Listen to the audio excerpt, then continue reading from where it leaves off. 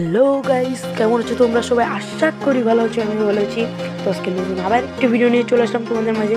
তো আজকে ভিডিও নিয়ে টপিকটা হচ্ছে তোমাদের নেটওয়ার্ক আছে, তবু তোমাদের নেটওয়ার্ক চলছে না।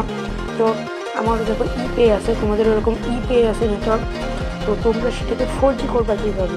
তো আজকে ভিডিও থেকে জেনে নেবো। তো চলো আমরা ভিডিওটা কন্টিনিউ করি। তো প্রথমে আমাদের মোবাইল ডাটার ভিতরে চলে যেতে হবে। তারপরে তোমাদের কত নম্বর সিম তোমাদের এমবি নেওয়া আছে, সেই সিমটার উপর ক্লিক করবে। তো সিমটার উপর ক্লিক করার পর উপরে একটু স্ক্রল করে দেখবে এখানে প্রিপারেড নেটওয়ার্ক টাইপ, এখানে ক্লিক করে দেবে। দেওয়ার পর তোমরা দেখবে অনলি 2G করা, এখানে 2G থেকে 4G এখানে ক্লিক করে দেবে। তো দেখো আমার কিন্তু উপরে 4G হয়ে গেছে গাইস। তাহলে ভালো থাকো, টাটা বাই।